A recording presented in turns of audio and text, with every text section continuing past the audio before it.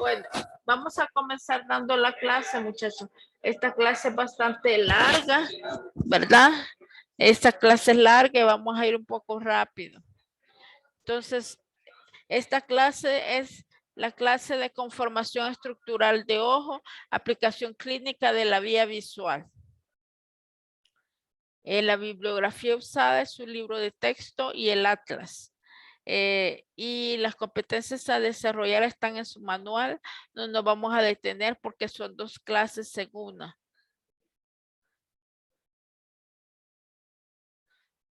Vamos a empezar diciendo que ciertos términos de referencia se pueden comprender con facilidad comparando el ojo con un globo terráqueo colocado de tal manera que uno de los polos mire hacia adelante y el otro mire hacia atrás.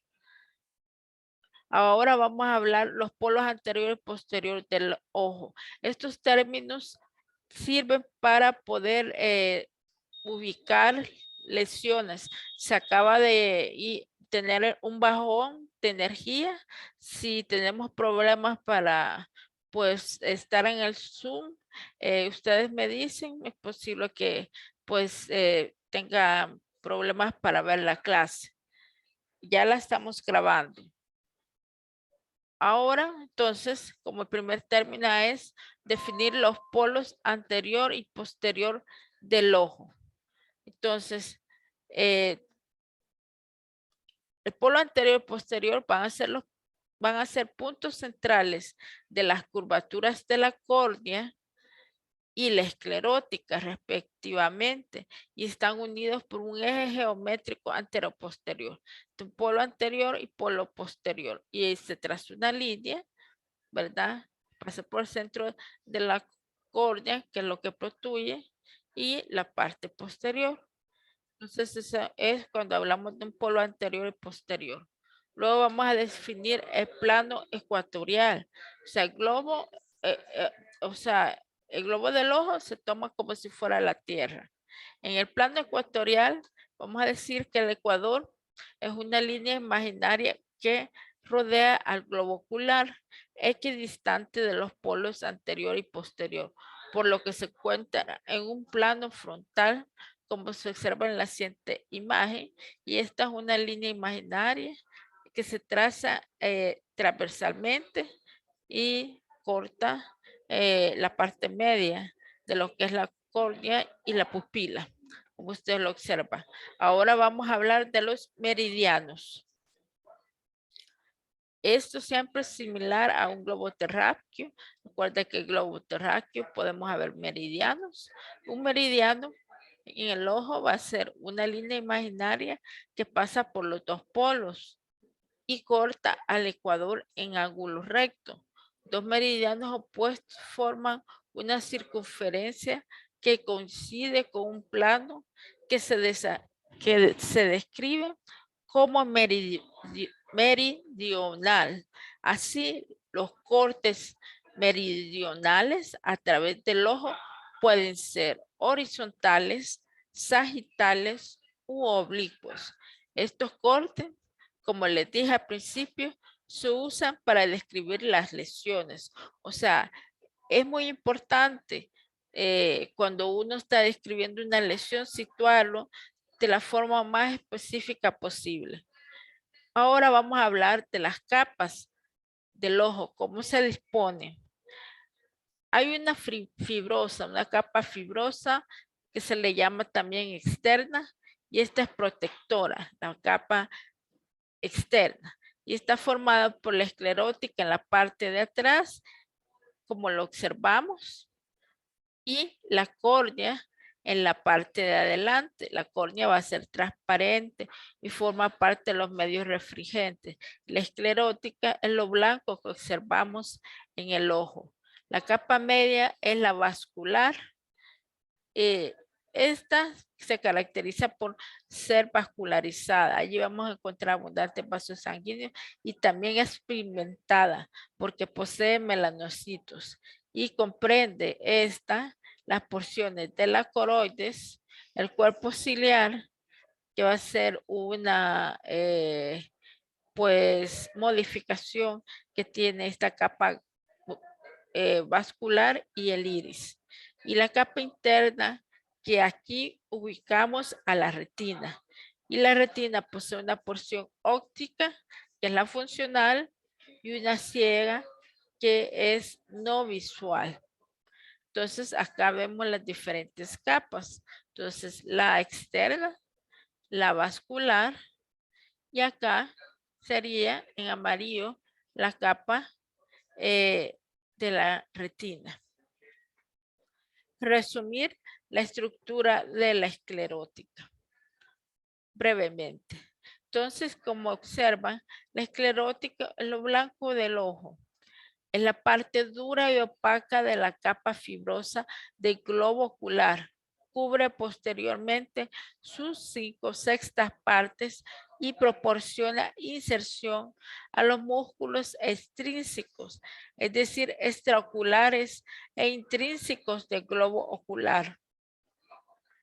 La parte anterior de la esclera es visible a través de la conjuntiva vulvar y constituye, como les dije, blanco del ojo. La esclera es relativamente avascular y se continúa con la dura madre alrededor del nervio óptico. Ahora vamos a hablar de la estructura de la córnea.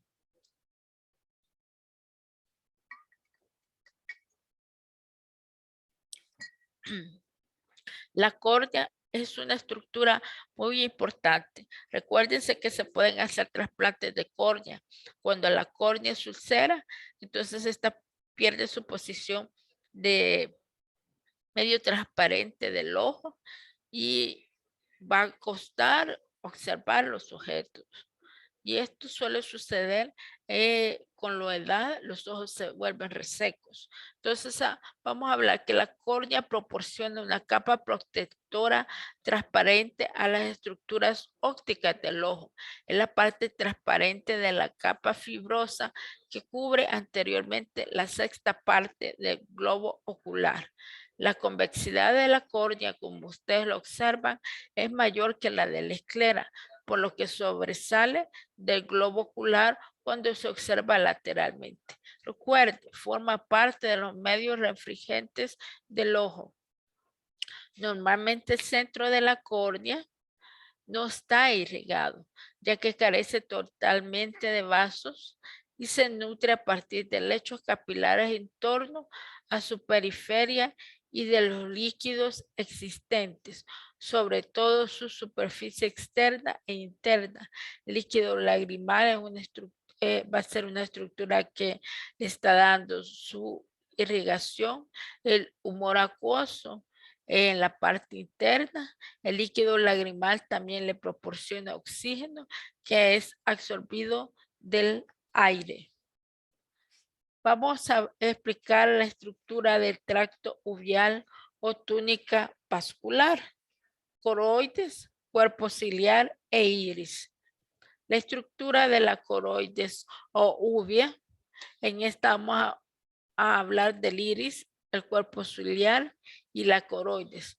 Constituyen la túnica vascular del ojo, que también se denomina uvea. La coroides es una capa de tejido pigmentado muy vascularizado que se encuentra entre el epitelio pigmentario de la retina y la esclera, que es la cubierta externa y resistente del ojo. Recuerden que la coroides va a ser la capa media. En la parte anterior está cubierta, que es la coroides, se transforma en el cuerpo ciliar y el iris. Ahí tiene una modificación. Cuerpo ciliar y el iris. Y este último termina en una abertura circular, que es la pupila. Como estamos viendo, la coroides es la capa media y en la parte anterior se modifica y se transforma lo que es el cuerpo ciliar, ¿verdad? Que contiene el músculo ciliar, y aquí en la parte anterior que sería el iris y tiene una abertura circular que es la pupila. La coroide vascular proporciona nutrientes a la retina y debido a su contenido abundante de melanocitos actúa como una capa que absorbe la luz y eso está protegiendo al ojo. Vamos a hablar de la estructura del cuerpo ciliar. El cuerpo ciliar ofrece inserción, aquí lo está el cuerpo ciliar, al cristalino. Este sería el cristalino o la lente. La contracción y relajación del músculo liso del cuerpo ciliar controla el grosor y por tanto el enfoque del cristalino. Este cuerpo ciliar en muchas anatomías lo van a encontrar como músculo ciliar. Entonces fíjense bien que este ofrece la inserción de cristalino a través de unas estructuras que son zónulas, se le denomina. Entonces, esta ayuda a la contracción y relajación del músculo liso del cuerpo ciliar, o sea, o músculo ciliar, y esto controla el grosor, por tanto, el enfoque del cristalino, y todo eso interviene en lo que es el reflejo de acomodación, que es la visión de lejos. Cuando se pierde, estamos ante la patología que se llama presbicia. El cuerpo ciliar es un engrosamiento anular de la capa posterior a la unión esclerocordial. Es tanto muscular como vascular. Por eso les digo, la parte muscular se le llama músculo ciliar.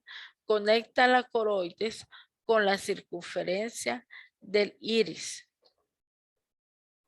Entonces, cuerpo ciliar y nos está conectando con la circunferencia de iris. La capa vascular es esta y en la parte anterior se modifica como el cuerpo ciliar que tiene una parte muscular y se modifica y no forma el iris y tiene una abertura en el centro que es la pupila.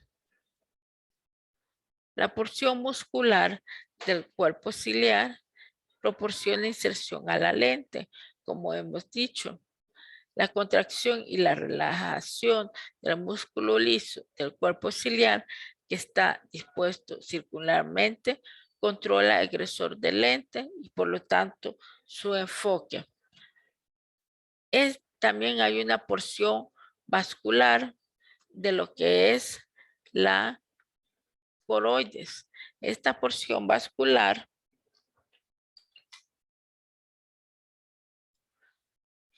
vamos a hablar de los pliegues existentes en la superficie interna del cuerpo ciliar.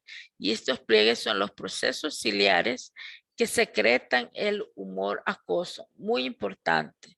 Por eso, los procesos ciliares, su función es secretar el humor acuoso que llena el compartimiento anterior del ojo y el compartimiento posterior del ojo. Aquí estamos señalando los procesos ciliares que son una modificación del cuerpo ciliar.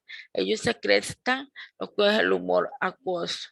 Este humor acuoso que está en la cara posterior viaja a través de lo que es la abertura de la pupila y llena el compartimiento anterior del ojo y luego este va a ser absorbido en el ángulo esclerocorneal.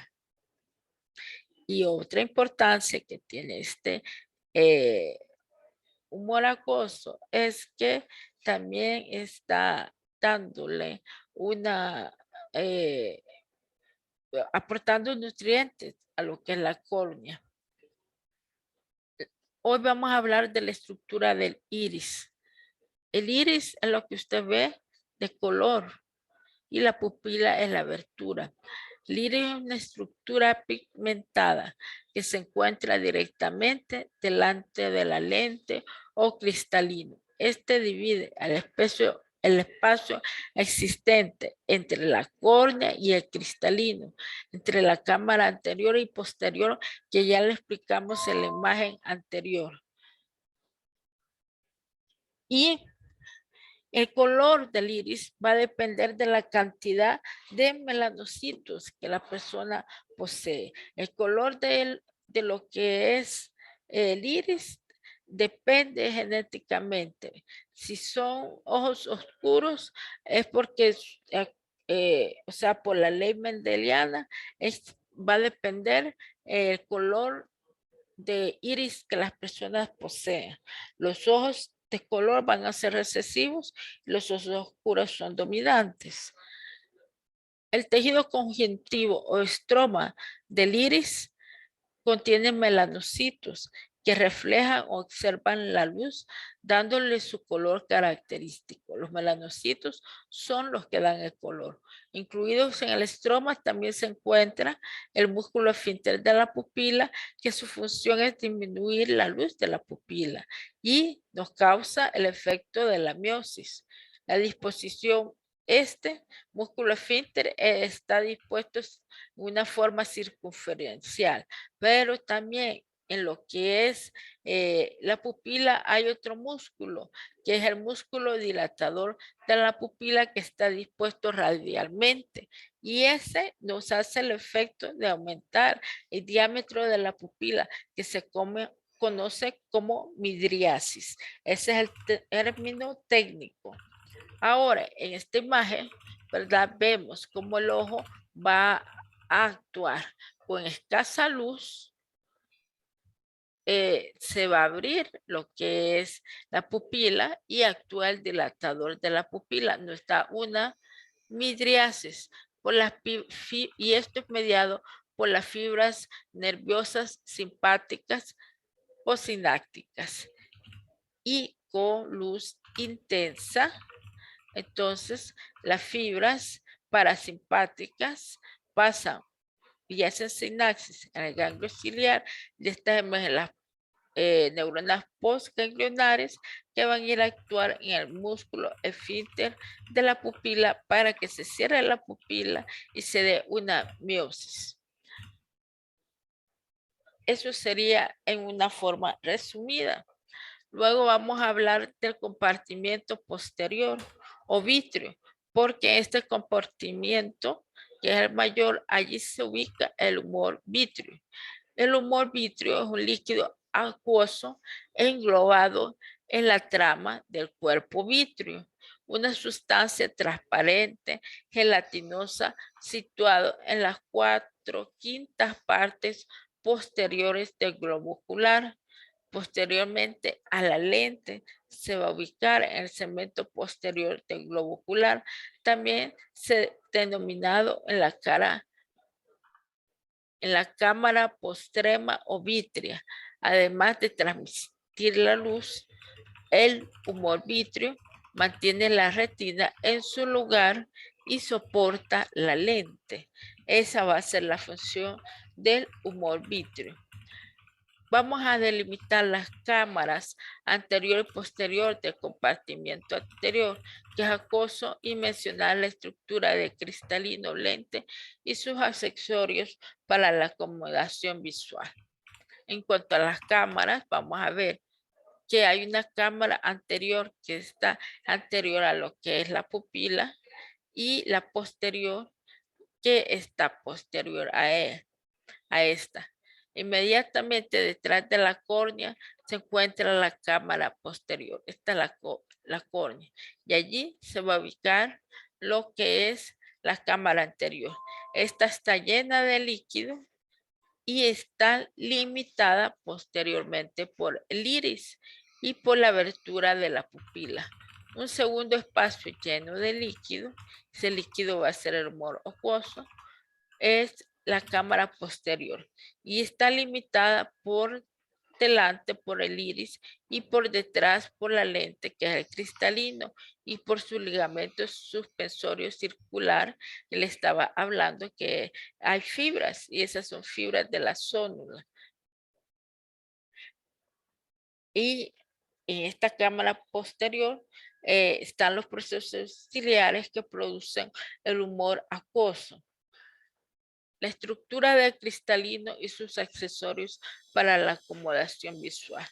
El cristalino es una estructura transparente que enfoca la luz en la retina. Sin embargo, el cristalino con los años pierde su propiedad de ser transparente y pueden aparecer las cataratas, que es la opacidad en el cristalino. Algunos oftalmólogos dicen que estas comienzan a aparecer en una forma sutil a partir de los 40 años, o sea, que comienza la opacidad, pero no es una molestia, pero a mayor edad, un anciano va a tener pues sus cataratas si no se lo opera y le va a costar pues ver. Él pierde su elasticidad, ¿verdad? A partir de los 40 años y se presenta la presbicia porque su proceso de acomodación visual, las estructuras que participan van a perder la elasticidad. Entonces a los 40 años se cree que se presenta la presbicia a partir de esa edad y van a necesitar los pacientes lentes para ver de lejos, para ver de cerca sería.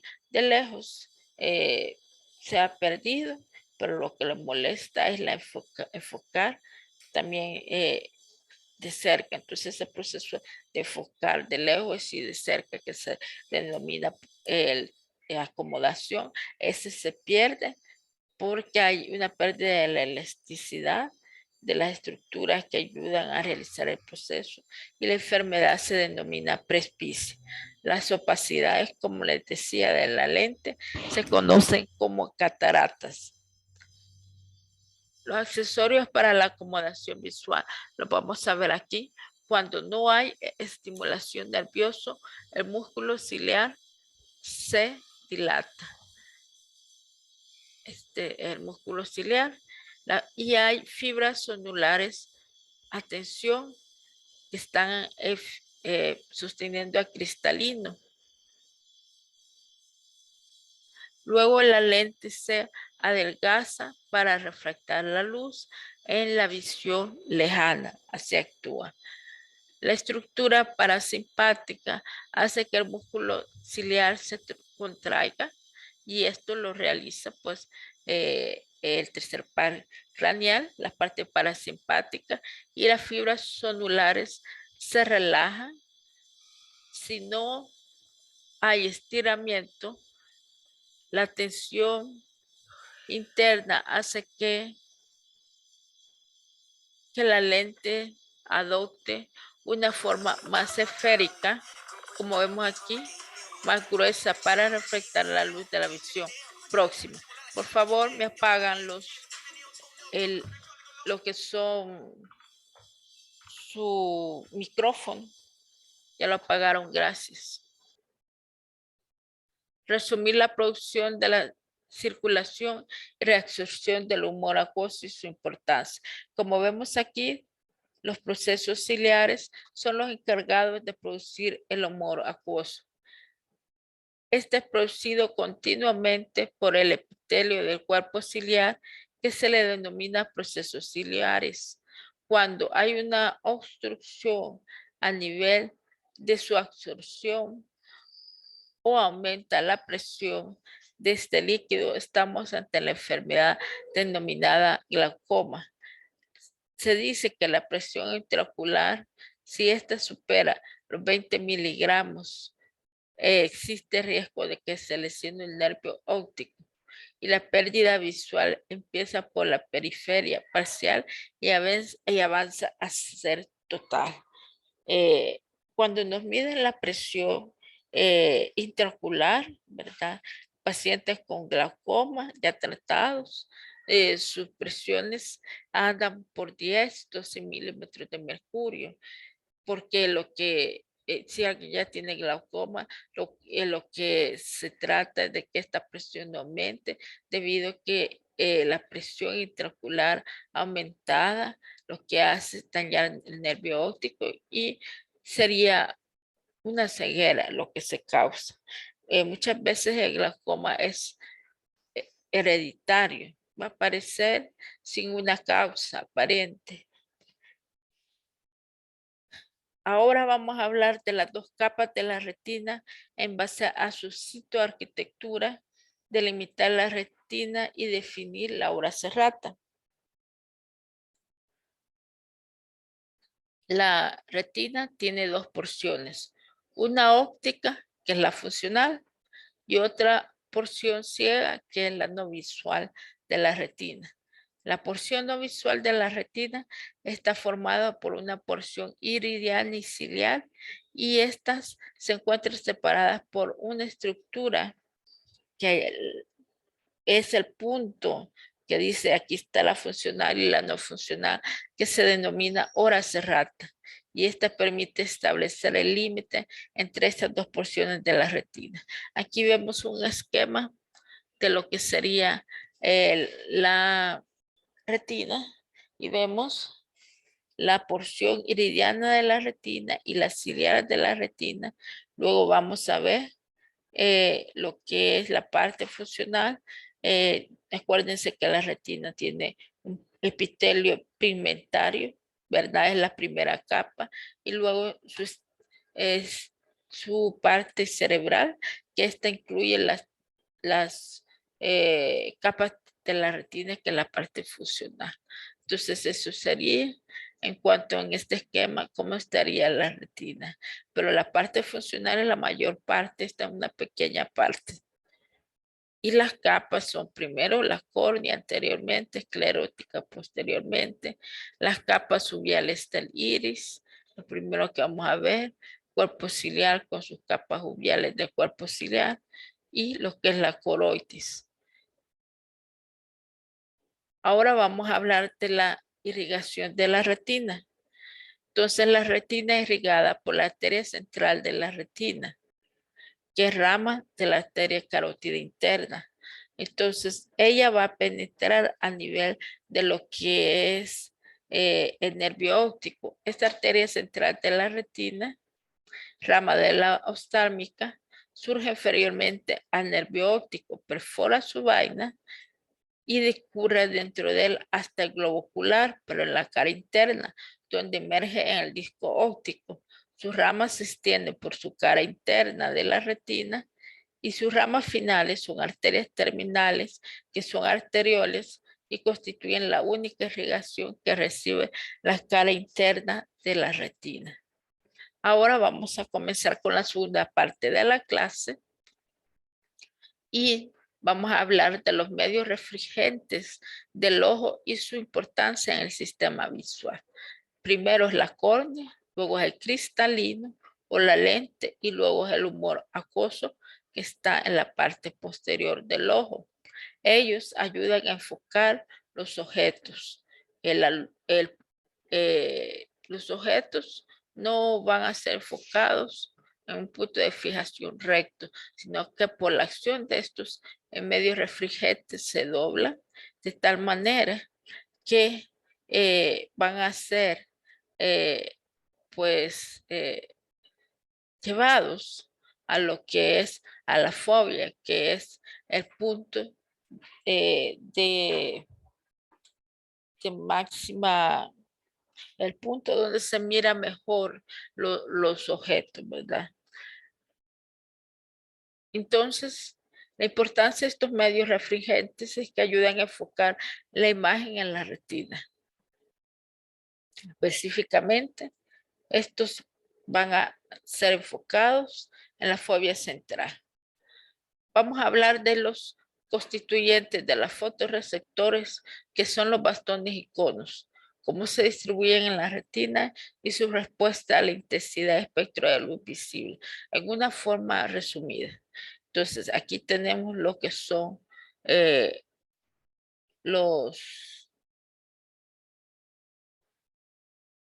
vamos a hablar de los bastones. Los bastones responden a lo que es la luz crepuscular en la penumbra también y contienen rodoxina, que es un pigmento sensible a la luz. Ellos se van a ubicar en la periferia de la retina. Y los conos son los de mayor importancia.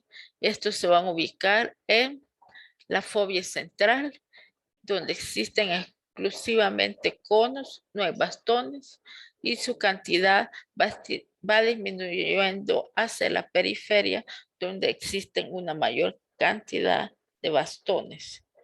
La retina tiene 3 tipos de conos, cada uno con un fotopigmento diferente con sensibilidad máxima para uno de los 3 colores primarios, es decir, rojo, azul y verde.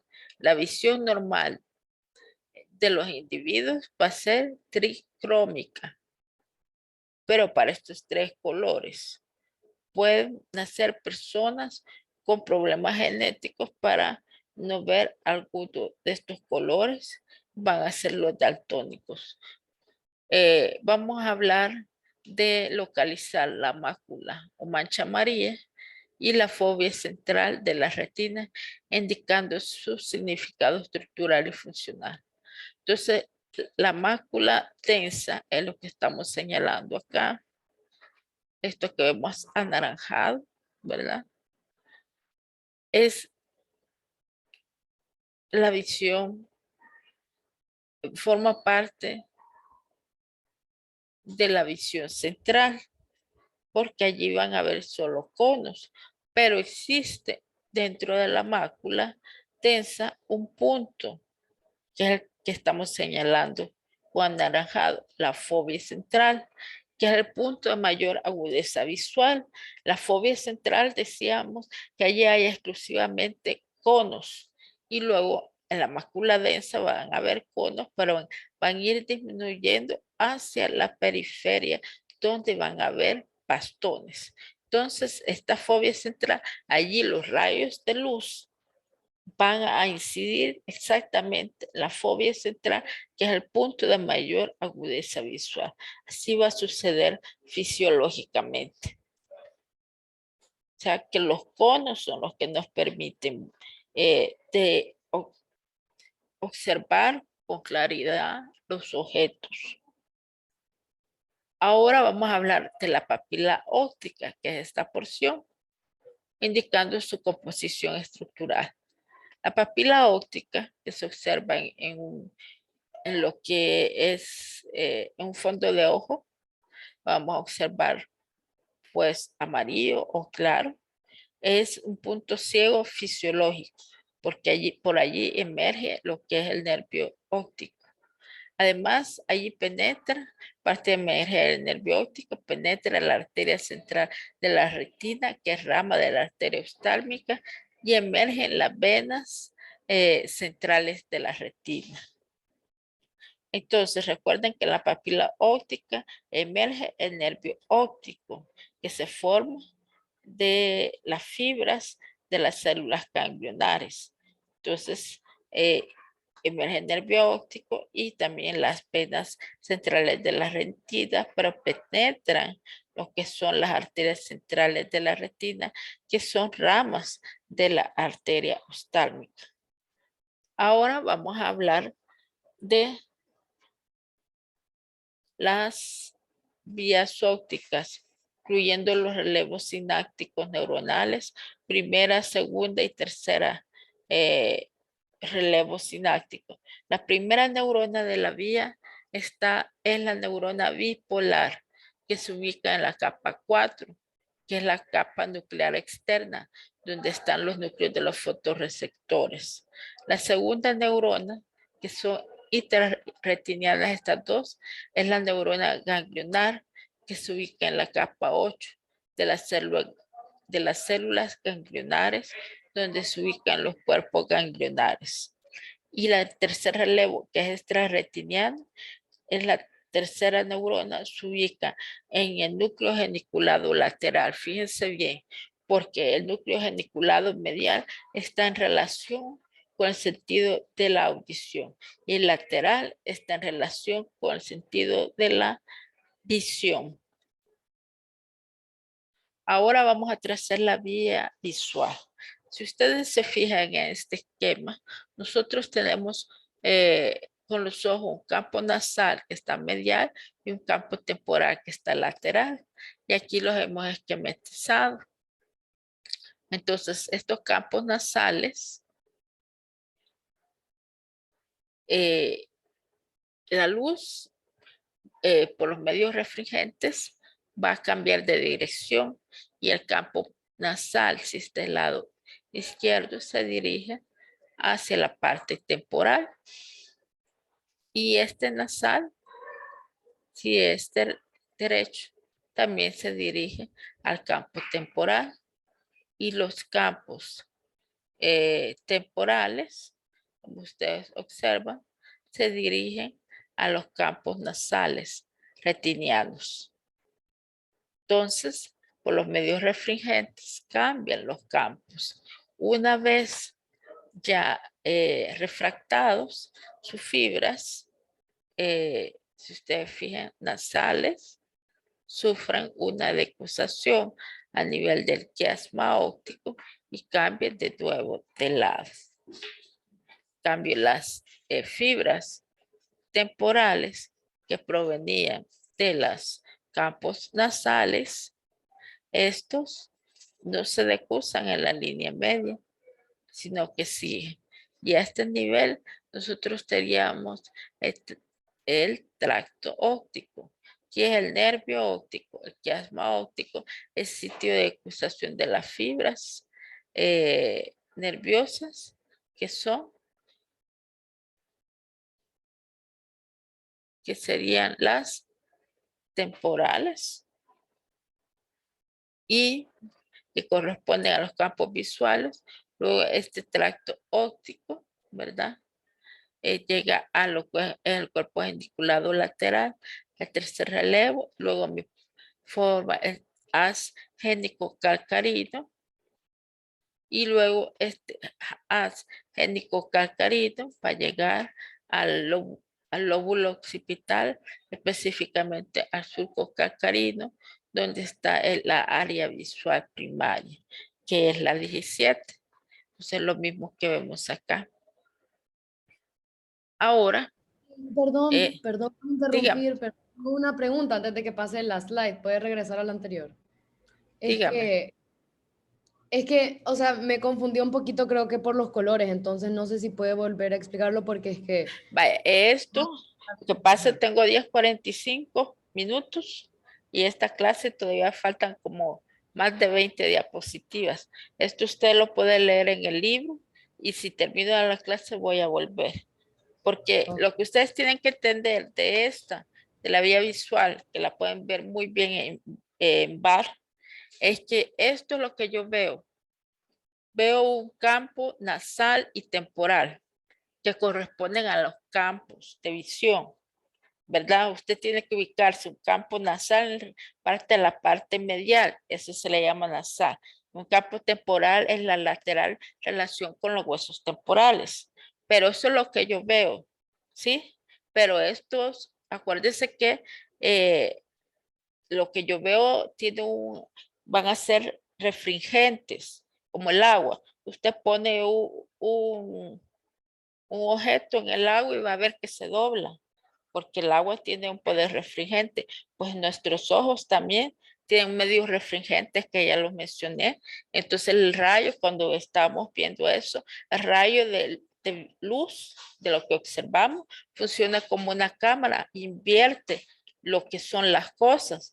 Por eso en la parte nasal, si usted ve, por eso con los colores aquí, ¿verdad? De que esta nasal se tira temporal y este nasal también temporal, ¿verdad? O sea, la parte lateral de lo que es el nervio óptico. Y los campos temporales, ellos van a ser mediales y se vuelven campos retinianos nasales, ¿sí? Pero a nivel del nervio óptico. Entonces, las fibras provenientes de los campos, de lo que yo observo, temporales, ¿verdad? Ellos se van a entrecruzar a nivel del quiasma óptico. Aquí, quiasma óptico, la importancia que hay esas fibras visuales que vienen de los campos temporales visuales, ¿verdad? Se entrecruzan en la línea media, pero las fibras temporales que vienen de los campos visuales nasales Esos no se entrecruzan, esos siguen del mismo lado, lateral en el nervio óptico. Luego del quiasma se forma el tracto óptico que me rodea mesencéfalo. Estos son lo que son los pedúnculos cerebelosos de mesencéfalo, si ustedes se fijan. Y luego se van a la parte posterior, donde está el cuerpo geniculado lateral, que ese está arriba del mesencéfalo. Si ustedes se recuerdan las diapositivas, en este está la tercera neurona de la vía. Y les decía que no se equivoquen con el cuerpo geniculado medial, porque ese participa en la vía auditiva. Luego del cuerpo geniculado lateral, que es la tercera vía, tercera neurona de la vía, que es extrarretiniano, allí van a partir las fibras génico-calcarinas. ¿Por qué se llaman así? Porque vienen del cuerpo geniculado lateral y van hacia lo que es al surco calcarino en el lóbulo occipital, donde está la área visual primaria, que es el área 17, que el surco calcarino lo vimos en el laboratorio de hemisferios. ¿Sí? ¿Me entendió un poco más lo que le expliqué? Sí, ahora sí, Vaya, gracias. vaya. Y tienen que leerlo, porque en base a eso se explican las lesiones. Bueno, acá vemos un corte medial de hemisferios y esto es para ver que el lóbulo occipital en el área 17, según el mapa de Brodmann, ahí ubicamos el surco calcarino y esa es la área visual primaria. Entonces, en el centro, la 17, pero luego tenemos la área 18 y 19, que son áreas visuales de asociación. Ahora vamos a comenzar con las hemianopsias y su clasificación. Las hemianopsias son lesiones a nivel de los campos visuales. Entonces, hemianopsia es una lesión de la vía óptica que conduce a ceguera parcial de los campos visuales a nivel del nervio óptico y se clasifica en homónimas y heterónimas. Anoxia va a ser una pérdida completa de la visión en un ojo y hemianoxia es una ceguera unilateral o bilateral en la mitad de un campo visual. Pero ya vamos ustedes van a ver medicina interna, la hemianoxia es la anoxia es la más fácil, ceguera completa. La hemianoxia solo la mitad del campo visual. Pero ustedes van a ver que en medicina interna pueden haber una cuadrantonoxia. O sea, el campo visual se divide en 4 porciones y se está lesionando solamente un pedacito de lo que es el campo visual, si se divide en 4 partes, por eso se llama cuadrantonoxia, pero nosotros no la vamos a ver. Hay heminoxias heterónimas, que es pérdida de la visión bitemporal o binasal cuando se lesiona pues la vía óptica a nivel de lo que es el quiasma óptico, y una heminoxia homónima, que es pérdida de la visión en la mitad nasal de un ojo y en la mitad temporal del ojo. Por eso se llama homónima. Y vamos a empezar primero con bueno, ya ven chicos, no voy a terminar la lesión completa del nervio óptico derecho.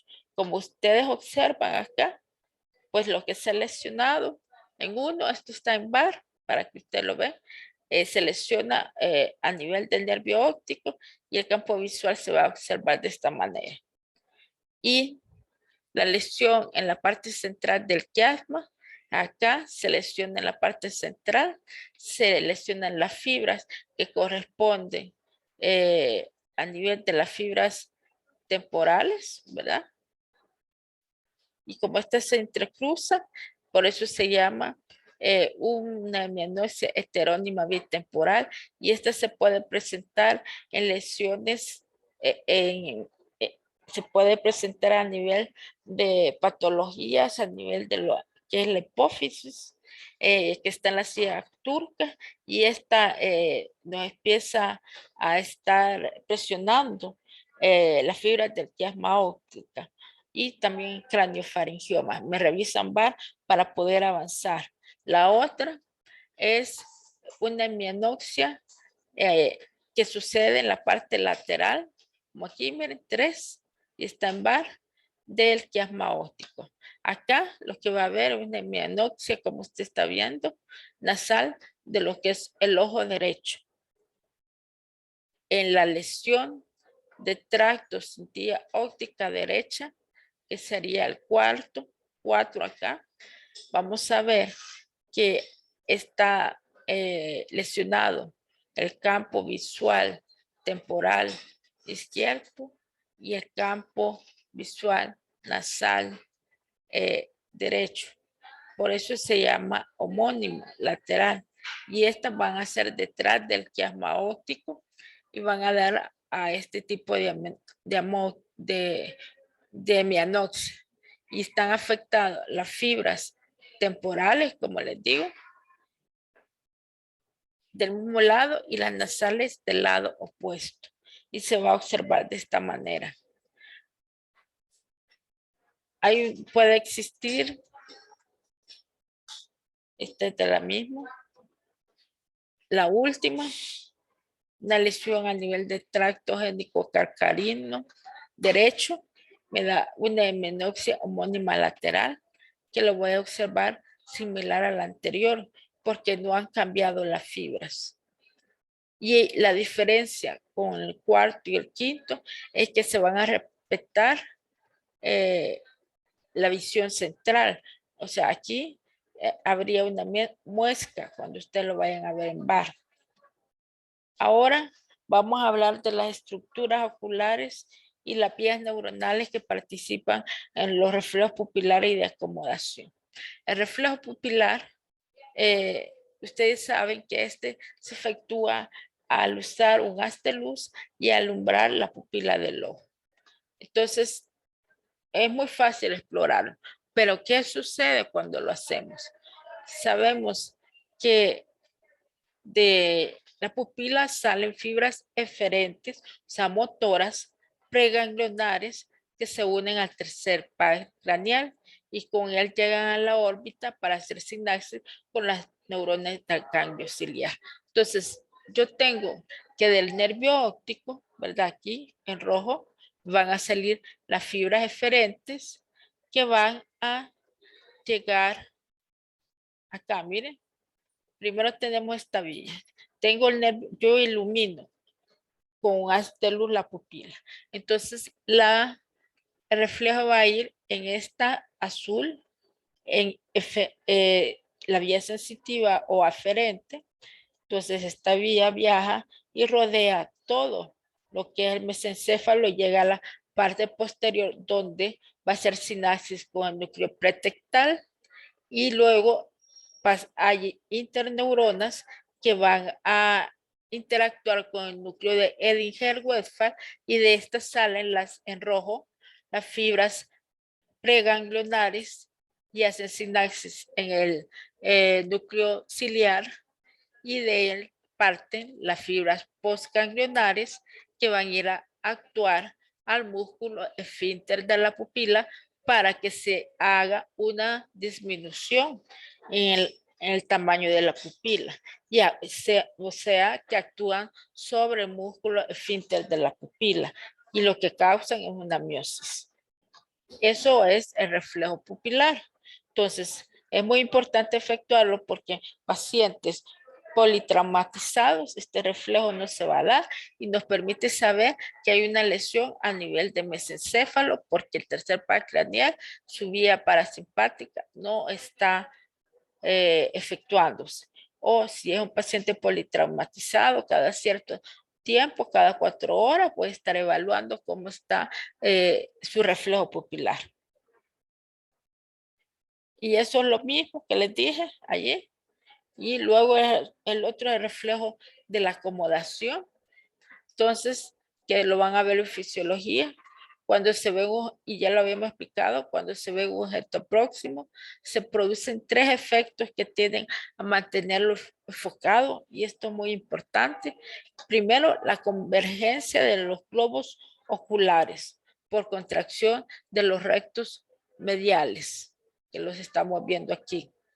Luego, la contracción de lo que es el músculo ciliar, que se ubica en esta zona, el músculo ciliar, lo que produce una relajación del ligamento suspensor de la lente y una mayor curvatura de lo que es la lente. Luego es la contracción de la pupila por activación del esfínter de la pupila y se da una constricción pupilar. En este reflejo, la vía eferente va desde la retina hasta la corteza cerebral, puesto que la imagen del objeto es percibida por la corteza es percibida y de la corteza visual parten conexiones por las fibras corticotectales que activan los núcleos del tercer par craneal y los núcleos de Edinger-Westphal. El tercer par craneal inerva los rectos mediales, como ustedes recuerdan, y al núcleo de Edinger-Westphal. O sea, cuando yo digo los rectos mediales son inervados por el tercer par craneal, estamos viendo la parte eferente somática general, está inervando a músculo estriado, los rectos mediales. Pero el núcleo de Edinger-Westphal, la parte parasimpática. De este núcleo de Edinger-Westphal parten fibras preganglionares que, como ya dijimos, hacen sinapsis en el ganglio episcleral, dicen algunas neuroanatomías, pero que ya no se toman en cuenta, sino que hacen sinapsis en el ganglio ciliar. Y estas neuronas van a salir lo que son fibras ganglionares que inervan al músculo ciliar y al ganglio ciliar que envía fibras al esfínter pupilar. Eso sería en cuanto a los dos reflejos. Esta clase es bastante larga, ¿verdad? Les voy a poner los videos de esta clase a quien los quiera ver tiene una aplicación clínica que les va a servir bastante más adelante. En la parte de medicina interna pueden ver las lesiones de la vía visual. Y cuando vemos el laboratorio de ojo, pues vamos a ver algunas patologías que se presentan en el ojo. Vamos a ver.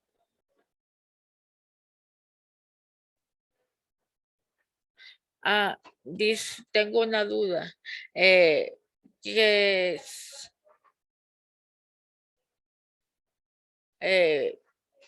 Quiero ver, José Torres, es de la sección 1 y les corresponde el tema de sentido especial, pero ¿de qué? ¿De audición o de ojo? Porque la de ojo solamente les voy a dar esta y la voy a subir en todos los otros grupos. La de audición se va a dar en 4 y que tengan hasta ahora a las 10 se va a subir lo que sería un documento y la parte de la clase ya grabada. ¿Qué otras dudas tienen, muchachos? ¿Dudas? ¿No tienen dudas, muchachos? ¿Todo claro? La clase tenía que irse dando rápida porque es bastante larga. Ya nos pasamos un minuto. Bueno, entonces nos vamos a quedar acá. Si tienen alguna duda del tema, por favor, hacerla al foro. Y nos quedamos acá. Muchas gracias por su atención.